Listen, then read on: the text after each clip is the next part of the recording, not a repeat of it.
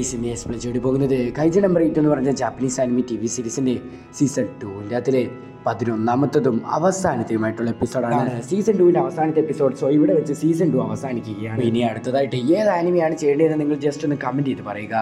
So ഞാൻ പറഞ്ഞു വിശ്വസിക്കാതെ നമുക്ക് നേരെ എക്സ്പ്ലനേഷനിലേക്ക് പോകാം. തുടക്കം തന്നെ 6 ജയന്റ് ആയിട്ടുള്ള കൈജൂസിനെ എങ്ങനെ കൊല്ലുമെന്ന് അവർ ചിന്തിക്കുന്ന സമയത്ത് തന്നെ ആ കൈജൂസിന് നേരെ ക്യാപ്റ്റൻ മീന വിടുന്നത് ഇതൊക്കെ കണ്ടിട്ട് ബാക്കിയുള്ള എല്ലാ ആൾക്കാരും വളരെയധികം അത്ഭുതപ്പെട്ട് നിൽക്കുകയാണ്. സമയത്ത് തന്നെ ക്യാപ്റ്റൻ മീന അടുത്ത അറ്റാക്കിന് വേണ്ടി റെഡിയാക്കുകയാണ്. സോ എല്ലാവരോടും കെയർഫുൾ ആയിട്ടിരിക്കാൻ വേണ്ടി പറയുന്നു. ക്യാപ്റ്റൻ മീനയാണെങ്കിൽ ഒരേ സമയത്ത് തന്നെ 2 കൈജൂസിനെ ഒരു മെഗാ അറ്റാക്ക് യൂസ് ചെയ്തിട്ട് ഇല്ലാതാക്കി കളയുകയാണ്. ഈ കാഴ്ചകളൊക്കെ കണ്ടിട്ട് നമ്മുടെ ഷിനോനോമിയെ മനസ്സിൽ വിചാരിക്കുകയാണ്, ഡിവിഷൻ 3യുടെ ക്യാപ്റ്റൻ ഇത്രയ്ക്ക് അധികം പവർഫുൾ ആയിട്ടുള്ള ഒരാളാണോ? ഒരുപാടത്തേക്ക് പവർഫുൾ ആയിട്ടുള്ള കൈജൂസിനെ വളരെയധികം സിമ്പിൾ ആയിട്ട് തന്നെ ക്യാപ്റ്റൻ മീനെ ഇല്ലാതാക്കി കളയുകയാണ്. ഇതൊക്കെ കണ്ടുകൊണ്ടിരിക്കുന്ന ഡിഫൻസ് ബേസിലുള്ള ജനറൽ എന്ന് വെച്ചാൽ നമ്മുടെ പുതിയ കമാൻഡർ, പക്ഷേ മീന നറൂമിയെക്കാളും പവർഫുൾ ആയിരിക്കാം എന്ന് പറയുന്നു. ഇവളുടെ പവർ എന്ന് പറയുന്നത് ഒരുപാടധികം കൂടുതലാണ്. സോ ഇവളുടെ പവർ യൂസ് ചെയ്തുകൊണ്ട് നമുക്ക് ഒരുപാടധികം കാര്യങ്ങൾ ചെയ്യാൻ വേണ്ടി സാധിക്കും. സോ 6 ജയന്റ് കൈജൂസ് ആയിരുന്നു ഉണ്ടായിരുന്നത്. സോ 5 ജയന്റ് കൈജൂസിനെയും നമ്മുടെ മീന ഇല്ലാതാക്കി കളയുകയാണ്. അങ്ങനെ അവസാനത്തെ കൈജൂനെ ഇല്ലാതാക്കാൻ വേണ്ടി ക്യാപ്റ്റൻ മീനയാണെങ്കിൽ വീണ്ടും ബസൂക്ക റീലോഡ് ചെയ്യുകയാണ്. വീണ്ടും ആ ബസൂക്ക യൂസ് ചെയ്തിട്ട് ഒരു അറ്റാക്ക് ആ കൈജുയുടെ നേരെ വിടുകയാണ്. അറ്റാക്ക് കൈജുയുടെ നേരെ കൊണ്ടുവരുന്നത് തന്നെ ആ കൈജു മുഴുവനായിട്ട് തന്നെ ഇല്ലാതായി മാറുകയാണ്.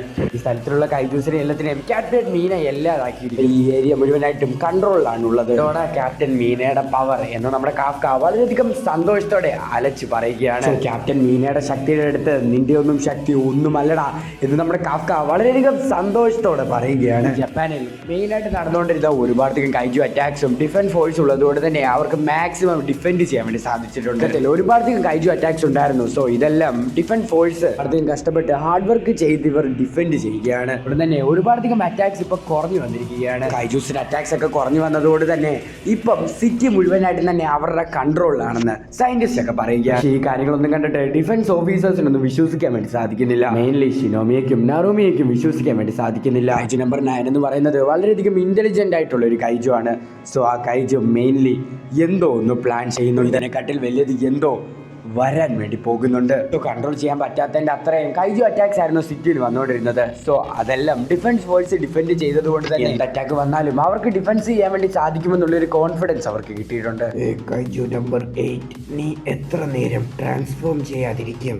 നിനക്ക് വേണ്ടിയാണ് ഞാൻ വെയിറ്റ് ചെയ്യുന്നത്. കൈജു നമ്പർ 9 ഏതോ ഒരു സ്ഥലത്ത് നിന്ന് പറയുകയാണ്. അതേ സമയത്ത് തന്നെ ഒരു സ്ഥലത്തിലേക്ക് കൈജൂസ് വരുന്നുള്ളൊരു കാര്യം കുറച്ച് ഡിഫൻസ് ഫോഴ്സ് ഓഫീസേഴ്സിന് മനസ്സിലാക്കിയാണ്. അതേ സമയത്ത് അവർ നിൽക്കുന്ന സ്ഥലത്ത് നിന്നെല്ലാം വെള്ളം ആകാശത്തിലേക്ക് വരികയാണ്. ഇവിടെ എന്താണ് സംഭവിക്കുന്നതെന്ന് അവർക്കൊന്നും മനസ്സിലാക്കുന്നില്ലെങ്കിലും സയന്റിസ്റ്റ് റിപ്പോർട്ട് കൊടുക്കുകയാണ് അവിടെ കൈജുവിന്റെ എസൻസ് ഉണ്ടെന്നുള്ള ഒരു കാര്യം. സോ നേരത്തെ പറഞ്ഞതുപോലെ തന്നെ എന്തോ ഒരു വലിയ കാര്യം അങ്ങോട്ട് വരാൻ വേണ്ടി പോവുകയാണെന്ന് നമ്മുടെ നറൂമിക്ക് മനസ്സിലാക്കി. അങ്ങോട്ട് വരുന്ന കൈജു നമ്പർ 10 അത്രയും പവർഫുൾ ആയിട്ടുള്ള ഒരു കൈജു ആണ്. സോ അതിൻ്റെ കൂടെ ഫൈറ്റ് ചെയ്യാൻ വേണ്ടി നമ്മുടെ നറൂമി അങ്ങോട്ട് പോവുകയാണ്. കുറച്ച് എപ്പിസോഡുകൾക്ക് മുമ്പ് നമ്മുടെ ഷിനോമിയെ പോലുള്ള ഒരു കൈജുവിനെ കണ്ടിട്ടുണ്ടായിരുന്നു. ആ കൈജു നമ്മുടെ ഷിനോമിയുടെ അടുത്തേക്ക് വന്നിരിക്കുകയാണ്. സോ കൈജുവിന്റെ പ്രസൻസ് ഒക്കെ കിട്ടിയിട്ട് നമ്മുടെ വൈസ് ക്യാപ്റ്റൻ ഹോഷിനെയും ഈ സ്ഥലത്തിലേക്ക് എത്തുകയാണ്. ഇവിടെ നടക്കുന്ന കാര്യങ്ങളൊന്നും കണ്ടിട്ട് ആൾക്കാർക്കൊന്നും വിശ്വസിക്കാൻ വേണ്ടി സാധിക്കുന്നില്ല.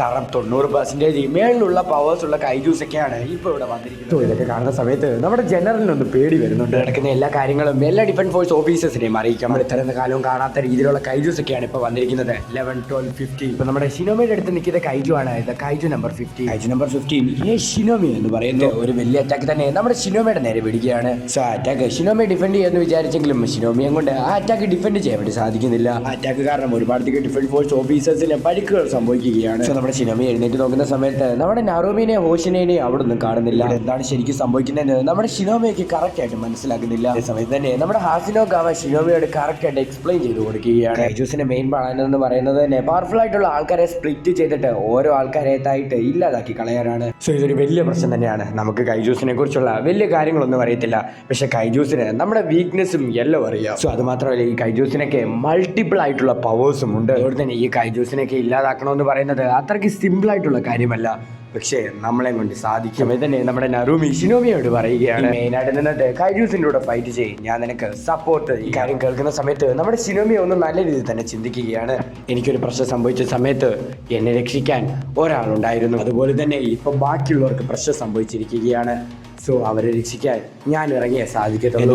നമ്മുടെ ഷിനോമിയാണെങ്കിൽ ഫുൾ കോൺഫിഡൻസിൽ തന്റെ പവേഴ്സ് മുഴുവനും റിലീസ് ചെയ്യുകയാണ്. ഞാനിപ്പോൾ റെഡി ആയിട്ടുണ്ടെന്ന് നമ്മുടെ ഷിനോമിയെ പറയുകയാണ്. 84% പവേഴ്സ് നമ്മുടെ ഷിനോമിയെ റിലീസ് ചെയ്യുകയാണ്. ഇതൊക്കെ കാണുന്ന സയന്റിസ്റ്റും എല്ലാ ഡിഫൻസ് ഫോഴ്സ് ഓഫീസേഴ്സും ഞെട്ടുകയാണ്. നമ്മുടെ മീനവരെ ഞെട്ടുന്നുണ്ട്. ഇപ്പോഴാണ് ശരിക്കുള്ള ബാറ്റിൽ തുടങ്ങാൻ വേണ്ടി പോകുന്നത് എന്ന് വൈസ് ക്യാപ്റ്റൻ ഹോഷിനെ പറയും. നമ്മുടെ നറോമയുടെ അടുത്തുള്ളത് കൈജ് നമ്പർ 11 ആണ്. സോ നമ്മുടെ ഹോഷിനയുടെ അടുത്തുള്ളത് കൈജ് നമ്പർ 12 ആണ്. സോ ഷിനോമയുടെ അടുത്തുള്ളത് കൈജ് നമ്പർ 12 ആണ്. നമ്മുടെ മീനയുടെ അടുത്തുള്ളത് കൈജു നമ്പർ 14. സോ അതുപോലെ തന്നെ നമ്മുടെ ഷിനോമിയുടെ അടുത്തുള്ളത് കൈജു നമ്പർ 15 ഞാൻ എന്തൊക്കെ സംഭവിച്ചാലും എല്ലാ ആൾക്കാരെ പ്രൊട്ടക്ട് ചെയ്യും എന്ന് നമ്മുടെ ഷിനോമി പറയുന്ന സമയത്ത് നമ്പർ 15 പറയുകയാണ്, ആദ്യം നീ നിന്നെ തന്നെ രക്ഷിക്കാൻ വേണ്ടി ശ്രമിക്കുക എന്നുമായിട്ട് നമ്മുടെ ഷിനോമിയോട് ഫൈറ്റ് ചെയ്യാൻ വേണ്ടി സ്റ്റാർട്ട് ചെയ്യുകയാണ്. സോ വളരെയധികം വേഗത്തിലാണ് കൈജു നമ്പർ 15 സഞ്ചരിച്ചുകൊണ്ടിരിക്കുന്നത്. തന്നെ നമ്മുടെ ഷിനോമിക്ക് കൈജു നമ്പർ 15 പ്രോപ്പറായിട്ട് അറ്റാക്ക് ചെയ്യാൻ വേണ്ടി സാധിക്കുന്നില്ല. നമ്മുടെ ഷിനോമിയുടെ ഓരോ അറ്റാക്കും കൈജു നമ്പർ 15 വളരെയധികം സിമ്പിൾ ആയിട്ട് തന്നെ ഡോഡ്ജ് ചെയ്യുക. നമ്മുടെ ഷിനോമിയുടെ നേരെ ഒരു അറ്റാക്കും കൊടുക്കുകയാണ്. ഷിനോമി എന്ന് പറയുന്നത് വളരെയധികം പവർഫുൾ ആയിട്ടുള്ള ഒരു ഡിഫൻസ് ഫോഴ്സ് ഓഫീസറാണ്.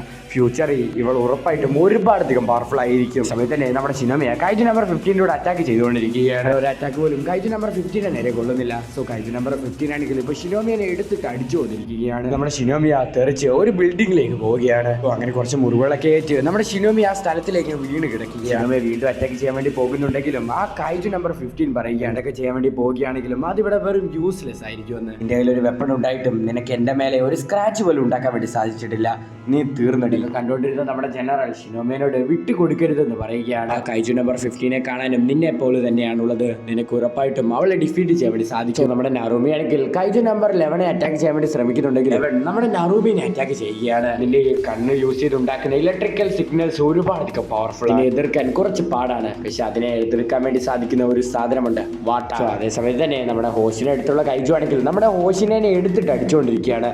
സോ നമ്മുടെ ഹോഷിനയുടെ ശരീരത്ത് കൈജു നമ്പർ 10 ഉള്ള ഒരു കാര്യം കൂടെ നിങ്ങൾ ചിന്തിച്ചോണ്ടിട്ടും നമ്മുടെ ഹോഷിനേക്ക് അതിൻ്റെ അടുത്ത് പിടിച്ചു നിൽക്കാൻ വേണ്ടി സാധിക്കുന്നില്ല. ക്യാപ്റ്റൻ ഹോഷിന, നിങ്ങൾ ആ കൈജുനെ എത്ര വേഗം തന്നെ ഇല്ലാതാക്കണം. കാരണം അത് വളരെയധികം പവർഫുൾ ആയിട്ടുള്ള ഒരു കൈജു ആണ്. നിങ്ങൾ അതിനെ ഇല്ലാതാക്കിയില്ലെങ്കിൽ നിങ്ങൾ ഉറപ്പായിട്ടും മരിക്കും. തന്നെ ജനറൽ പറയുകയാണ്, ഹ്യൂമൻ സിവിലൈസേഷൻ്റെ ഓരോരോ കാര്യങ്ങൾ, വൈറസസ്, ഫ്ലഡ്സ്, എർത്ത് ക്വേക്ക്, അതുപോലെ തന്നെ ഉള്ളൊരു ഡിസാസ്റ്ററുമാണ് കൈജു. ഇങ്ങനെയൊക്കെ സംഭവിക്കുന്നത് ആദ്യമായിട്ടാണ്.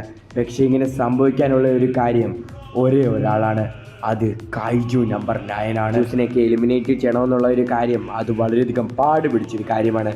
കാരണം അത് നിങ്ങൾക്ക് ഒരു ഒപ്പോണൻ്റ് ആയിട്ടാണ് ക്രിയേറ്റ് ചെയ്തിട്ടുള്ളത്. പിന്നീട് കാണിക്കുന്നത് ഓരോരോ ഷെൽട്ടേഴ്സിലുള്ള നോർമൽ പീപ്പിൾസിനെയാണ്. അവിടെ നമ്മുടെ കാഫ്കയുടെ കൂട്ടുകാരനായിട്ടുള്ള നമ്മുടെ ടോഡോയും അവൻ്റെ മകൾക്ക് എന്തെങ്കിലും പറ്റിയോന്ന് പറഞ്ഞ് വിഷമിച്ചുകൊണ്ടിരിക്കുന്ന സമയത്ത് അവിടേക്ക് രണ്ടുപേര് വന്ന് പറയുകയാണ്, മകൾക്കൊന്നും വലുതായിട്ട് പറ്റിയിട്ടില്ല, കുറച്ച് മുറിവുകൾ മാത്രമേ പറ്റിയിട്ടുണ്ടെന്ന് പറയുന്ന സമയത്ത് അത് കേൾക്കുന്ന സമയത്ത് നമ്മുടെ ടോഡോയ്ക്ക് സന്തോഷം വരികയാണ്. സമയത്ത് തന്നെ ടി വിയിലേക്ക് ന്യൂസ് വരികയാണ്, ഒരുപാടധികം സ്ഥലത്ത് ഒരുപാടധികം കൈജു അറ്റാക്കുകൾ വരികയാണ്. മാത്രമല്ല കൈജൂസിലേക്ക് പവർ 90% മേളിലാണെന്ന് ആ ന്യൂസിൽ പറയുകയാണ്. ടോക്കിയോയിൽ ഒരു വലിയ പ്രശ്നം തന്നെയാണ് സംഭവിക്കുന്നത്. എല്ലാ ആൾക്കാർക്കും മനസ്സിലാക്കിയാണ്. ദൃശ്യകൊണ്ടിരുന്ന ആൾക്കാരുടെ മുഖം മാറുകയാണ്. കണ്ട നമ്മുടെ ടോക്കോ ആണെങ്കിൽ മിലിറ്ററി ഓഫീസേഴ്സിനെ സഹായിക്കാൻ വേണ്ടി ഓടി പോവുകയാണ്. അവന്റെ കൂട്ടുകാരനായിട്ടുള്ള ബാക്കിയുള്ള രണ്ടുപേരും ഇവൻ എന്താണ് ചെയ്യുന്നതെന്ന് നോക്കിക്കൊണ്ടിരിക്കുകയാണ്. സമയത്ത് തന്നെ നമ്മുടെ ടോഡോ പറയുകയാണ്, എന്നെ കൊണ്ട് ചെയ്യാൻ വേണ്ടി സാധിക്കുന്ന ചെറിയ കാര്യങ്ങൾ വരെ ഞാൻ ചെയ്തിരിക്കും, ഈ കാര്യങ്ങൾ നമ്മളെല്ലാവരും കൂടെ ചേർന്ന് പ്രതിരോധിക്കും എന്ന് നമ്മുടെ ടോഡോ പറയുകയാണ്. ഇവൻ ചെയ്യുന്ന കാര്യങ്ങളൊക്കെ കണ്ടുകൊണ്ട് അവന്റെ കൂട്ടുകാരും അവനെ സഹായിക്കാൻ വേണ്ടി പോവുകയാണ്. സമയത്ത് തന്നെ നമ്മുടെ കാഫ്കയാണെങ്കിൽ പീപ്പിൾസിനേക്ക് ഇവാക്യുവേറ്റ് ചെയ്തുകൊണ്ടിരിക്കുകയാണ്. ഇവാക്യുവേഷൻ ഷെൽട്ടറിന്റെ അടുത്ത് തന്നെ ഒരു കൈജു അറ്റാക്ക് നടക്കുന്നുണ്ട്. സോ അതിനെക്കുറിച്ച് നമ്മുടെ കാഫ്ക ചോദിക്കുന്ന സമയത്ത് ഷിനോമിയ ഉള്ള സ്ഥലത്താണ് ആ കാര്യങ്ങളൊക്കെ സംഭവിക്കുന്നതെന്ന് നമ്മുടെ കാഫ്കയ്ക്ക് മനസ്സിലാക്കിയാണ്. നമ്മുടെ ഷിനോമിയുടെ അടുത്തുള്ള കൈജുവിനെയും നമ്മുടെ ഷിനോമിയയ്ക്ക് അത്രയ്ക്ക് പ്രിവെന്റ് ചെയ്യാൻ വേണ്ടി സാധിക്കുന്നില്ല. തന്നെ നമ്മുടെ കാഫ്കയാണെങ്കിൽ വേറെ പ്രശ്നങ്ങളൊന്നും സംഭവിക്കാതിരിക്കാൻ വേണ്ടി പീപ്പിൾസിനെയൊക്കെ പെട്ടെന്ന് തന്നെ ഇവാക്യുവേഷൻ ഷെൽട്ടറിലേക്ക് കയറ്റുകയാണ്. നോർമൽ പീപ്പിൾസ് ഒക്കെ ഈ കാര്യങ്ങളൊക്കെ കണ്ടിട്ട് വളരെയധികം പേടിച്ചിരിക്കുകയാണ്. ആ സ്ഥലത്ത് തന്നെ ഒരു അമ്മച്ചി മകളുമുണ്ട്. സോ ആ അമ്മച്ചി വളരെയധികം പേടിച്ചിട്ടുണ്ടെങ്കിലും ആ മകൾക്ക് ഒരു പേടി പോലും. ആ മകളാണെങ്കിൽ തന്റെ കയ്യിലുണ്ടായിരുന്ന ഡിഫൻസ് ഫോഴ്സ് ഓഫീസേഴ്സിന്റെ കാർഡ് എടുത്ത് കാണിക്കുകയാണ്. എല്ലാവരും കൂടെ ചേർന്നിട്ട് നമ്മളെ ഉറപ്പായിട്ടും രക്ഷിച്ചിരിക്കും എന്ന് അവൾ പറയുകയാണ്. ഇത് കേൾക്കുന്ന സമയത്ത് ആ കുട്ടിയുടെ മുത്തശ്ശിക്കും ഒരു ചെറിയ മോട്ടിവേഷൻ കയറുന്നുണ്ട്. കാണാനും നമ്മുടെ മീനനെ പോലെ തന്നെ ഉണ്ടായിരുന്നു. സോ അതുകൊണ്ട് തന്നെ അവളോട് പോയി മിണ്ടാമെന്ന് നമ്മുടെ കാഫ്ക നോക്കുന്നുണ്ട്. സമയത്ത് അവിടെ കൈജു അറ്റാക്ക് നടക്കുകയാണ്. സോ അതുകൊണ്ട് തന്നെ ഷെൽട്ടറിലോട്ട് എല്ലാവരും പെട്ടെന്ന് തന്നെ കയറാൻ വേണ്ടി നമ്മുടെ കാഫ്ക പറയുകയാണ്. ഇതേ സമയത്ത് തന്നെ ഓടുന്നതിന്റെ ഇടയിൽ അവളുടെ കയ്യിലുണ്ടായിരുന്ന കാർഡെല്ലാം താഴേക്ക് വരികയാണ്. എന്നാൽ അങ്ങോട്ട് ഓടി വന്ന് നമ്മുടെ കാഫ്കയാണെങ്കിൽ അവൾക്ക് ആ കാർഡെല്ലാം എടുത്തു കൊടുക്കുകയാണ്. വളരെയധികം പവർഫുൾ ആയിട്ടുള്ള ഡിഫൻസ് ഫോഴ്സ് ഓഫീസേഴ്സ് എല്ലാം നിങ്ങളെ സഹായിച്ചുള്ളൂ, നിങ്ങൾ ഒരു കാരണവശാലും പേടിക്കണ്ട എന്ന് നമ്മുടെ കാഫ്ക പറയുകയാണ്. കാഫ്കനെ കണ്ട ഈ കുട്ടിക്ക് ഒരുപാടധികം കാഫ്കനെ ഇഷ്ടപ്പെടും. നിങ്ങളും ഒരു ഡിഫൻസ് ഫോഴ്സ് ഓഫീസർ അല്ലേ, നിങ്ങളുടെ കാർഡ് ഞാൻ ഇതുവരെ കണ്ടിട്ടില്ലല്ലോ, കാർഡൊന്നും ഇറങ്ങിയിട്ടില്ല എന്ന് നമ്മുടെ കാഫ്ക പറയുകയാണ്. തന്നെ ആ കുട്ടി പറയുകയാണ്, നിങ്ങളും ഒരു ഹീറോ തന്നെയാണ്, നിങ്ങളുടെ കാർഡ് എന്തിറങ്ങുന്നു അന്ന് ഞാൻ ഉറപ്പായിട്ടും മേടിച്ചിരിക്കും എന്ന് നമ്മുടെ കാഫ്കനോട് പറയുകയാണ്. സോ ഇത് കണ്ട് കാഫ്ക ആ കുട്ടീനെ നോക്കി ചിരിച്ചിട്ട് അവിടെ നിന്ന് അടുത്തുള്ള ആൾക്കാരെ രക്ഷിക്കാൻ വേണ്ടി പോകുകയാണ്. മറ്റൊരു സ്ഥലത്ത് കൈജുവിനോട് അറ്റാക്ക് ചെയ്തുകൊണ്ടിരുന്ന നമ്മുടെ ഷിനോനോമിയയ്ക്ക് ഒന്നും ചെയ്യാൻ വേണ്ടി സാധിക്കുന്നില്ല. വെച്ച് തന്നെ തന്റെ മുന്നോട്ടുള്ള ആളിനെ ഇല്ലാതാക്കാൻ വേണ്ടി ശ്രമിക്കുകയാണ് കൈജൂസൊക്കെ. അവരെക്കാട്ടിൽ ഒരുപാടധികം പവർഫുൾ ആയിട്ടാണ് ഉള്ളത്. സോ അതുകൊണ്ട് തന്നെ അവർക്കൊന്നും ഈ കൈജൂസിനെ ഇല്ലാതാക്കാൻ വേണ്ടി സാധിക്കത്തില്ല എന്ന് നമ്മുടെ ഷിനോനോമിയ പറയുകയാണ്. നമ്മുടെ ഷിനോനോമിയ ഒരു പാസ്റ്റ് ചിന്തിക്കുകയാണ്. സോ നമ്മുടെ നറൂമിയാണെങ്കിൽ ഡിവിഷൻ 1 തന്നെ എടുക്കുന്നതും തന്നെ ലീഡറാക്കുന്ന കാര്യങ്ങളെല്ലാം അവൾ ചിന്തിക്കുകയാണ്. ഒരിക്കലും വിട്ടുകൊടുക്കത്തില്ല എന്നുമായിട്ട് ആ കൈജുവിനെ ആക്രമിക്കാൻ വേണ്ടി നമ്മുടെ ഷിനോനോമിയ പോവുകയാണ്. ആ കാര്യങ്ങളെല്ലാം തടുത്തുകൊണ്ട് ആ കൈജു വളരെയധികം ഈസിയായിട്ട് തന്നെ നമ്മുടെ ഷിനോനോമിയെ അടിച്ച് തറയിലിടുകയാണ്. എന്നെ കൊണ്ട് ഇവിടെ ഒന്നും ചെയ്യാൻ വേണ്ടി സാധിക്കുന്നില്ല. ഞാൻ ഒരു ലീഡറായ സമയത്ത് എന്നെ കൊണ്ട് എല്ലാ കാര്യങ്ങളും ചെയ്യാൻ സാധിക്കുമെന്നാണ് ഞാൻ വിചാരിച്ചത്. പക്ഷേ എന്നെ കൊണ്ടൊന്നും സാധിക്കുന്നില്ല. ഞാൻ ഒരിക്കലും വിട്ടുകൊടുക്കാൻ വേണ്ടി പോകുന്നില്ല. ഒരു ലീഡറായിട്ടുള്ള എൻ്റെ ഉത്തരവാദിത്തം ഞാൻ ഉറപ്പായിട്ടും തീർത്തിട്ടേ ഞാൻ മരിക്കൂ എന്ന് നമ്മുടെ ഷിനോനോമിയ പറയുകയാണ്. ആ കൈജുവിനെ ഫ്രീസ് ചെയ്യുകയാണ്. എന്നിട്ട് ആ കൈജുവിനെ അറ്റാക്ക് ചെയ്യാൻ വേണ്ടി പോകുന്നുണ്ടെങ്കിലും ആ കൈജു അവിടെ നിന്ന് മാറി അവളുടെ പുറകിൽ വന്നിട്ട് അവളെ അടിച്ച് തറയിലേക്ക് ഇടുകയാണ്. ആ സമയത്ത് അവിടെ ഉണ്ടായിരുന്ന ആ ബ്രിഡ്ജ് തന്നെ ഇല്ലാതാകുകയാണ്. ഞാൻ മരിക്കുന്നിടം വരെ ഞാൻ ഉറപ്പായിട്ട് ഫൈറ്റ് ചെയ്തിരിക്കും എന്ന് ചോരയിൽ കുളിച്ചിരിക്കുന്ന ഷിനോനോമിയ ചിന്തിക്കുകയാണ്. തന്നെ ആ കൈജു വന്നിട്ട് നമ്മുടെ ഷിനോനോമിയനെ അറ്റാക്ക് ചെയ്യാൻ വേണ്ടി പോകുന്നുണ്ടെങ്കിലും അവിടേക്ക് ഓടി വന്ന നമ്മുടെ കാഫ്ക ഷിനോനോമിയനെ സഹായിക്കുകയാണ്. കുറച്ച് ലേറ്റ് ആയിട്ടാണ് വന്നത് എന്ന് നമ്മുടെ കാഫ്ക ഷിനോനോമിയനോട് പറയുകയാണ്. കാഫ്ക നീ അങ്ങനെ ചെയ്യരുത് എന്ന് നമ്മുടെ ഷിനോനോമിയ കാഫ്കയോട് പറയുന്നുണ്ട്. നമ്മുടെ കാഫ്ക പറയുകയാണ്, എൻ്റെ ജീവിതം തന്നെ എനിക്ക് തോന്നുന്നു ഒരു കൈജുവായിട്ട് മരിക്കാനായിരിക്കും എന്നുമായിട്ട് നമ്മുടെ കാഫ്കയാണെങ്കിൽ തൻ്റെ ഫുൾ കോൺഫിഡൻസിൽ കൈജുവായിട്ട് ട്രാൻസ്ഫോം ആവുകയാണ്. ഇതേ സമയത്ത് തന്നെ ഈ കാഴ്ചകളെല്ലാം ആകാശത്ത് നിന്നുകൊണ്ട് നമ്മുടെ കൈജു നമ്പർ 9 കാണുന്നുണ്ടായി. കാര്യങ്ങൾക്ക് വേണ്ടിയായിരുന്നു കൈജു നമ്പർ 9 ഇത്രയും കാലവും കാത്തിരുന്നത്. ഈ എപ്പിസോഡ് അവസാനിക്കുകയാണ്. അത് മാത്രമല്ല സീസൺ 2 അവസാനിക്കുകയാണ്. സീസൺ 2 അവസാനിച്ചിട്ടുണ്ട്. സോ ഇനി കൈജു നമ്പർ 8 ഒരു വീഡിയോയും കൂടെ വരുന്നുണ്ട്. സോ അത് ഇത്രയും നാൾ നമ്മൾ കണ്ട ഈ സീസൺ 2 ഒരു സ്പോയിലർ റിവ്യൂ ആണ്. സോ കാണാൻ താല്പര്യമുള്ളവർക്ക് അത് കാണാം. ഈ സീസണിൻ്റെ അകത്തിൽ വന്നിട്ടുള്ള ഡൗട്ട്സ് വല്ലതും ഉണ്ടെങ്കിൽ നിങ്ങൾക്ക് കമൻറ്റിൽ പറയാം. സോ ഞാനത് ആ റിവ്യൂ വീഡിയോയ്ക്കകത്തിൽ മാക്സിമം എന്നെയും കൊണ്ട് എനിക്ക് അറിയാവുന്ന കാര്യമാണെങ്കിൽ ഞാൻ അത് നിങ്ങൾക്ക് എക്സ്പ്ലെയിൻ ചെയ്ത് തരാവുന്നതായിരിക്കും. സോ കുറച്ച് നേരം എടുത്താണ് ഞാൻ ഈ വീഡിയോ എടുത്തിരിക്കുന്നത്. സോ നിങ്ങൾ മാക്സിമം ഈ വീഡിയോയ്ക്ക് സപ്പോർട്ട് ചെയ്യാൻ വേണ്ടി ശ്രമിക്കുക. ലൈക്ക് അടിക്കുക, കമൻറ്റ് ചെയ്യുക, ഷെയർ ചെയ്യുക. സോ അടുത്തതായിട്ടുള്ള ഏത് ആനിമയാണോ നിങ്ങൾ ജസ്റ്റ് കമൻറ്റ് ചെയ്ത് പറയുക.